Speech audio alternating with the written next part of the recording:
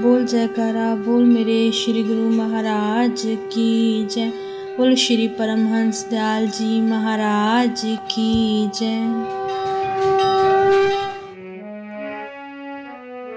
एक रोज किसी साहब ने अर्ज किया कि अक्सर फुकराओं यानी फकीरों में से कुछ अरसा के वास्ते अलहदा बैठ जाते हैं और उस वक्त न किसी से मिलते हैं न कभी बातचीत करते हैं, मगर श्री दरबार में इस बात की बिल्कुल कैद नहीं। यहाँ न कभी खिलवत यानी एकांत है, न किसी किस्म की रोक टोक है। हर वक्त खुला दरबार है, जिस वक्त जो चाहे सो आवे, जो बात चाहे दरियाफ्त करे, कोई कैदो पाबंदी यानी प्रतिबंध नहीं। आपने फरमाया कि हमको एक नकल याद आई।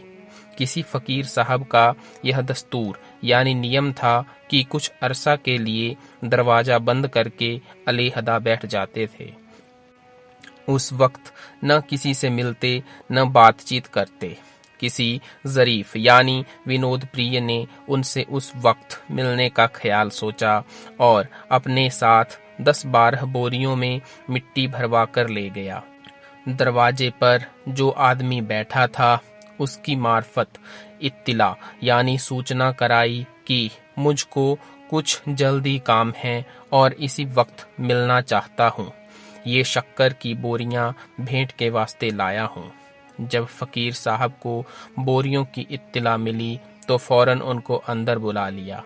उन्होंने कुछ देर बातचीत करी और वे बोरियां भेंट करके वापस चले आए।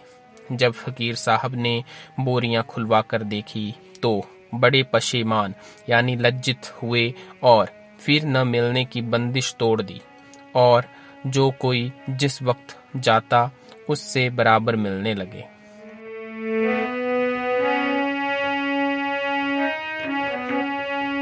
एक रोज इरशाद हुआ कि बाबा हंसी गिरी जी अपने एक गृहस्थी मुरीद यानी शिष्य के यहाँ जाकर ठहरे। चेला रोटी खिलाने के वास्ते बाबा जी को अपने घर ले जाता, मगर कपड़ा लत्ता और किसी बात की मुतल्लिक यानी तनिक भी खबरगिरी न करता। बाबा जी की धोती ऐसी जीर्ण हो गई कि उसको पहनकर उसके घर जाते भी सकुचाते। चेले ने 1-2 दफा हामी तो भर ली, मगर धोती लाकर न दी। उसकी औरत बड़ी साधु सेवी थी। उसने भी कई मर्तबा अपने खाविंद यानी पति से जिक्र किया कि बाबा जी के वास्ते धोती ला दो, मगर मुरीद यानी शिष्य सुस्त एतकाद यानी कम विश्वासी ने टाल बता दी। एक रोज चेला तो किसी काम की वजह से बाहर गए और बाबा जी उनके घर मौजूद थे। उस वक्त माई जी ने कहा, बाबा जी आपका कैसा मुरीद है कि एक धोती भी लाकर नहीं देता। अच्छा देखो, आज मैं उससे धोती मंगवाऊंगी। बाबा जी तो खा पी कर वापस चले आए और औरत ने यह सवांग रचा कि उसका खाविंद बाहर से वापस आया तो सिर बिखेर और बाल फैलाकर सेहन यानी आंगन में बैठ गई और खाविंद को देखकर अलाई बलाई बकने लगी। उसने समझा कि भूतनी वगैरह सिर पर आ गई है। बेचारा उल्टे पांव बाबा जी के पास गया और गंडा वगैरह करा कर लाया। जब औरत के बांधने लगा तो वह आंख निकाल कर बोली कि जैसा तू तैसा तेरा गुरु, ऐसे गंडे ताबीजों से मेरा क्या होता है। मैं कोई भूतनी थोड़े ही हूँ, मैं तो देवी हूँ। इस तरह हरगिज न जाऊंगी। जब भेंट देगा तब जाऊंगी। उस गरीब ने कहा कि अच्छा क्या भेंट लेगी? तो औरत ने कहा 11 पीतल के लोटे और 11 आसन और 11 उम्दा धोती।